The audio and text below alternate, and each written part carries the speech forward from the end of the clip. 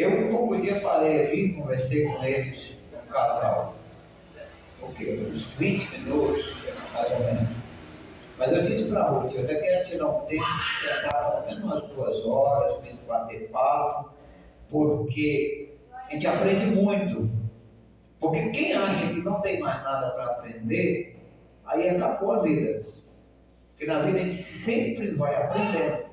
E tem coisas que você passa 30, 40 anos acreditando que aquilo é verdade, e um dia alguém te mostra que aquilo não é verdade. E te convence. E você para, pensa, e sabe que fulano tem razão? Mas o que eu defendia, o que eu entendia, o que eu acreditava durante todo esse tempo.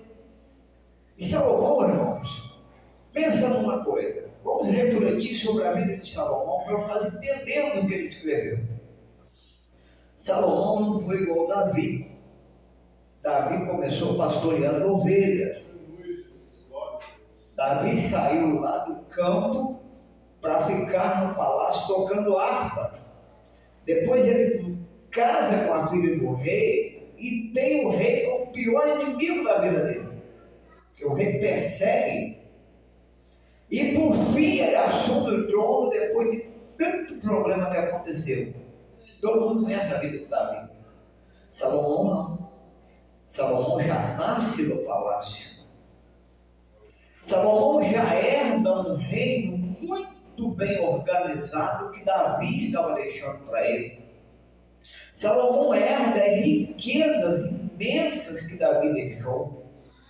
Então Salomão parte para uma vida de rei, mas não só de rei, uma vida fácil.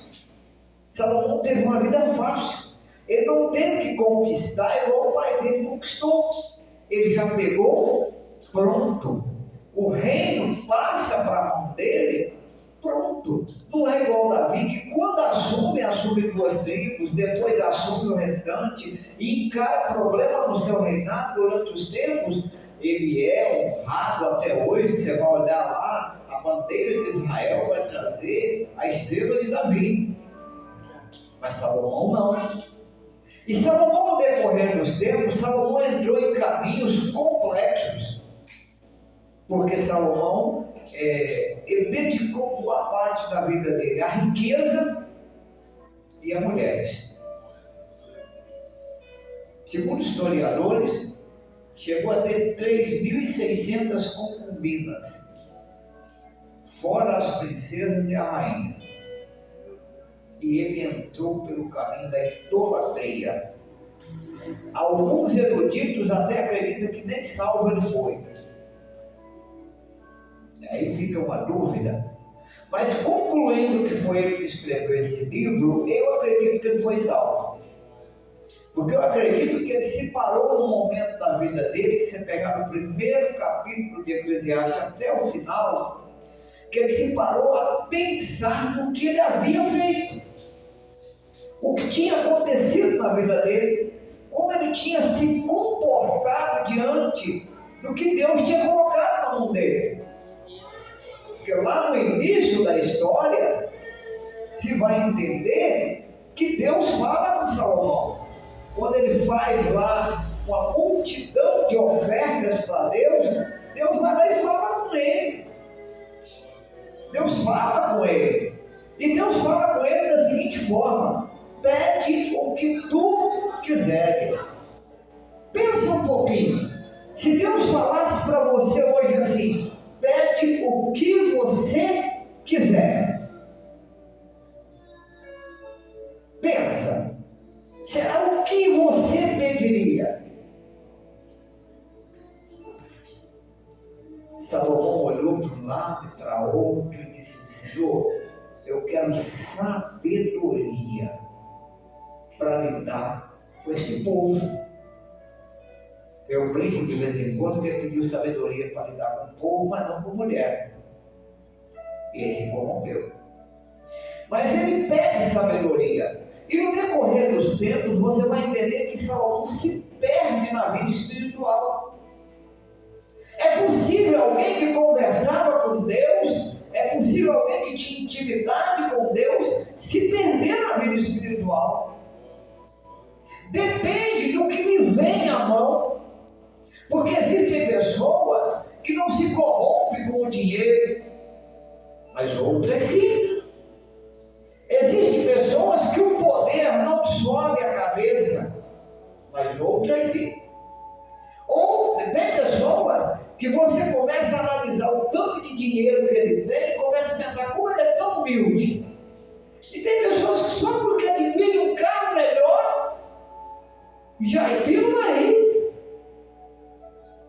já acha que é dono do mundo. E Salomão, no capítulo 12, ele para e começa a analisar a vida dele e a vida do ser humano. E ele coloca assim: lembra-te do teu Criador nos dias da tua mocidade, e cheguem os anos, aliás, antes que venham os maus dias, e cheguem os anos nos quais venhas a dizer: não tenho neles contentamento.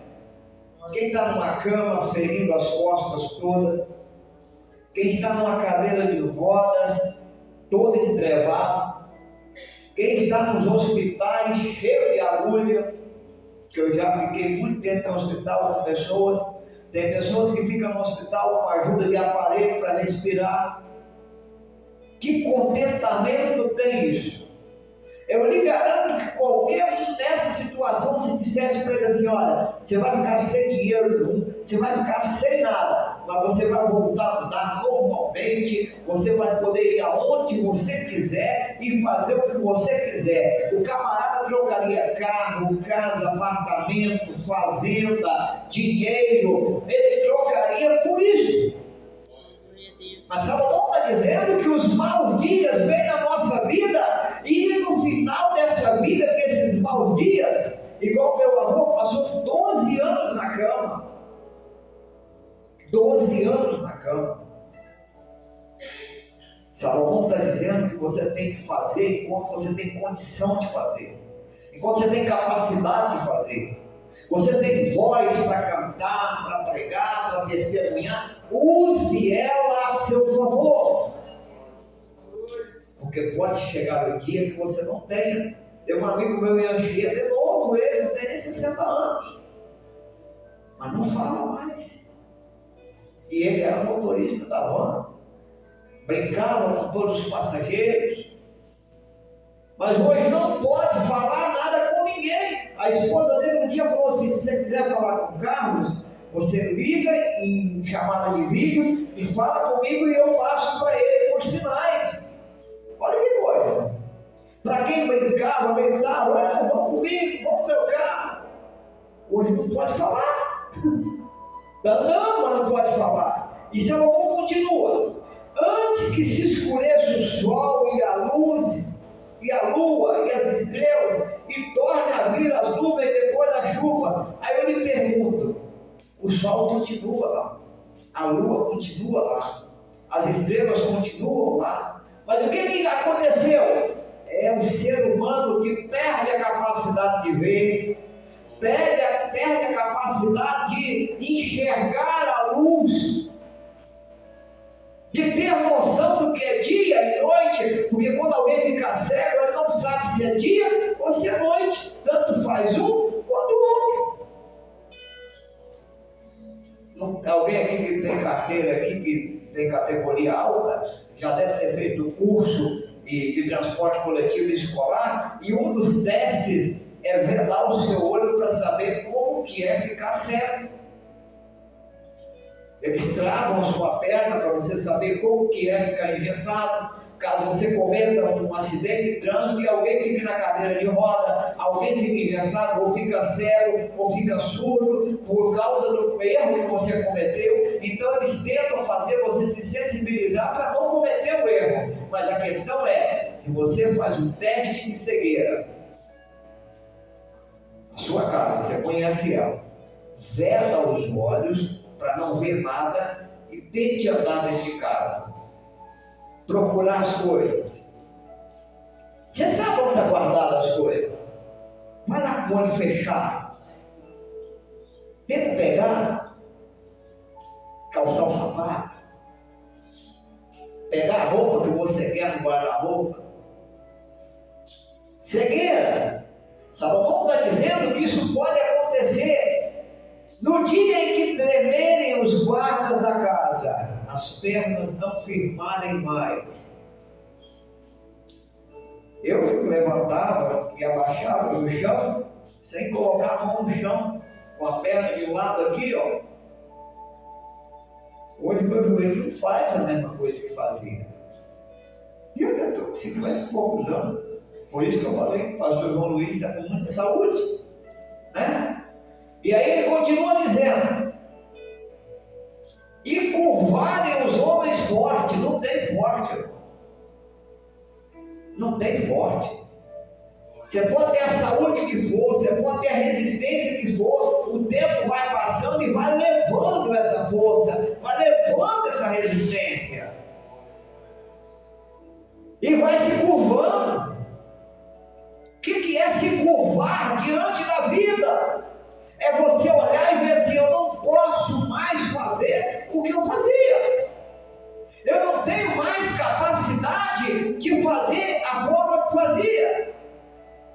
Eu conseguia tirar um bicho de pé com a lamparina. Hoje, para mim cortar a unha, tem que estar com óculos. Olha que diferença. Olha como que muda. E aí vai além. E cessarem os moedores, os dentes.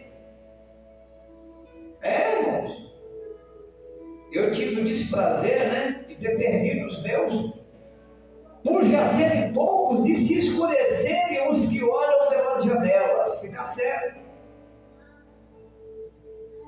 Não sei se você já estudou sobre isso. O maxilar, para quem não tem dente, ele vai juntando e vai comprimindo o tímpano. É natural de alguém que não tem dente ficar surdo. Eu lutei para manter uma dentadura, mas não consigo. Fere demais, dói demais. Eu acho que é um sacrifício muito alto a ser pago por uma dentadura. Mas corro o risco de acabar surdo. Pastor, é assim. Você vai estudar lá que vai dizer isso para você. O maxilar baixa, porque não tem o dente que espaça, e ele vai baixar e corre o risco de ficar surdo. Aí vem mais. E as duas portas da rua se fecharem por causa do baixo ruído da moedura. Você não vai ouvir mais. Fecha. Não vai ouvir mais. E se levantar a voz das aves e todas as vozes do campo se baixarem, você não vai ouvir mais nada. Não importa se o passarinho está cantando, se o carro está fazendo barulho, se alguém está gritando, se alguém está falando. Você já imaginou, irmãos? Você está andando no meio dos outros, você vê as pessoas falando, mas é como se elas estivessem só mexendo a boca. Você não está ouvindo nada. Deve ser horrível. Mas hoje você ouve, não ouve? Hoje você consegue falar, não consegue? Então fala que Jesus está te abençoando. Diz que Jesus está te dando vitória a cada dia, que você está enxergando, que você está andando, que você está ouvindo o que as pessoas estão dizendo. Usa a língua santa que Deus nos deu para glorificar o nome dEle. Porque possa ser que você não tenha ela. E aí? Eu não tenho tempo para continuar por muito. E como também quando temerem o que está no alto e houver espantos no caminho e florescer a amendoeira, o gafanhoto for um peso, o gafanhoto é um bichinho desse tamanho. Você já imaginou se é pesado você carregar um bichinho desse tamanho? Para quem, no meu caso, pegava 60 quilos no chão e jogava nas costas numa tranquilidade tremenda, ele está dizendo que um gafanhoto pode ser um terço para carregar. E ele vai mais longe. E perecer o apetite. Eu já vi gente dizer: como eu queria comer uma comida assim, assim, não posso comer. Um dos homens mais ricos que eu comia arroz, feijão e bife de boi.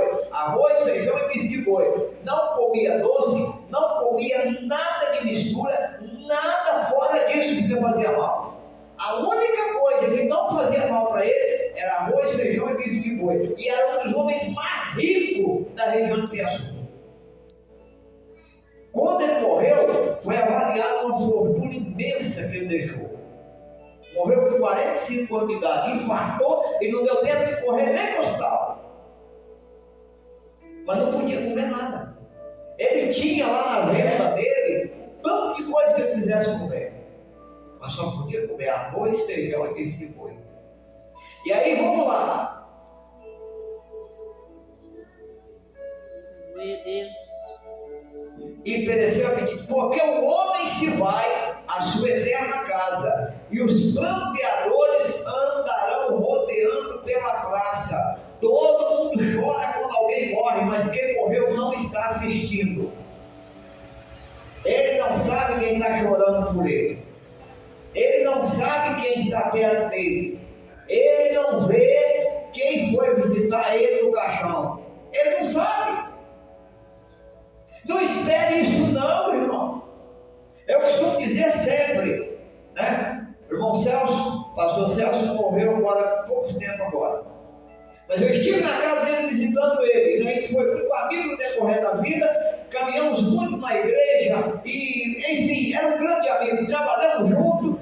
E eu cheguei na casa dele, ele já estava bem debilitado, e ele sentado na cadeira de rodas disse assim: estou com a vontade de comer uma asa de frango assado igual você assava na sua casa. Falei, sério? Virei para a mulher dele e falei, só tem carvão aí? Tem. Falei para a Lúcia, vai acender na churrasqueira aí, vou ver o que eu posso fazer. Fui lá com o cartão apertado, comprei a linha de frango que ele queria, comprei as coisas, comprei mais uma outra carne, lá no Calvinho, Cobilândia, levei para a casa dele, assando, levei ele lá, no final me agradeceu, falou, muito obrigado. Foi. Aí, menos de um mês depois, ele morreu. Eu não fui no velório. E o que eu vou guardar dele? A imagem dele me agradecendo, porque eu dei a carne que ele queria comer. O que adianta ir no velório? Aí está aqui, vão ficar pranteando, chorando. Mas a pessoa já foi. Não ouve e não sabe. E aí ele encerra, né? Eu vou encerrar com isso aqui. E o pó volte à terra como era, e o Espírito volte a Deus que o deu. Vaidade de vaidade, diz o pregador, tudo é vaidade. Não tem a casa que você sonha com ela? No dia que você terminar de fazer ela, um dia ela acaba. Não tem um carro zero? Eu ainda tenho um sonho de andar no carro zero. De ver, entrar na agência e sair dele. Mas na hora que você virar a esquina já é usado. Já não é zero mais. E na hora de negociar, se negocia com usado. Juventude passa. As forças acabam. Aproveite o que Deus te deu. Salomão refletiu e escreveu para deixar para nós. O que? Uma reflexão da nossa vida. O que eu ainda tenho? Eu tenho força para sair 4 horas da manhã e trabalhar e voltar às 7 da noite. E a igreja? Tem que ter força para vir na igreja, não? Eu não tenho força para sair todos os dias de segunda a sexta e às vezes o sábado, 4 da manhã e voltar às 7 da noite. E passar uma faixa aproximadamente 8, 9 horas em pé, praticamente parado num lugar só. Por que não tem condição de vir 2 horas na igreja? Pensa nisso, irmãos. Pense nisso. Se você pensar nisso, você vai aproveitar a força que Deus te deu, a voz que Deus te deu, esse ouvido santo aí, a língua, e vai fazer as coisas de Deus. Vai dedicar a sua vida a Deus, vai agradecer a Ele, vai honrar Ele, vai testemunhar Ele, vai glorificar o nome dEle. E vai ser muito bom para você, para sua família, para a igreja, para a sociedade, ter uma pessoa que tem consciência de que Deus o presenteou com a vida, o presenteou com as forças que Ele te deu, com a condição que você tem de fazer a obra dele e de viver a sua vida. Então aproveite a sua vida, deixe Deus em primeiro lugar nela. E faça como Salomão, reflita, pensa, dê valor, irmão, aquele almoço que você come, a janta, a cama que você dorme, a água que está lá para você tomar seu banho. Dê valor à roupa que você veste, não quer dizer a cor que você gosta, o tipo de roupa, não é isso que eu estou dizendo. Dê valor, irmão, dê valor à família, às pessoas que estão à sua volta, alguém que te dá um dia na rua, alguém que chega perto de você e diz que bom te ver, dá um sorriso e diz assim, olha, bom te ver também. Enquanto você pode. Agora, no dia que você não puder, não vai ter jeito mais. Amém?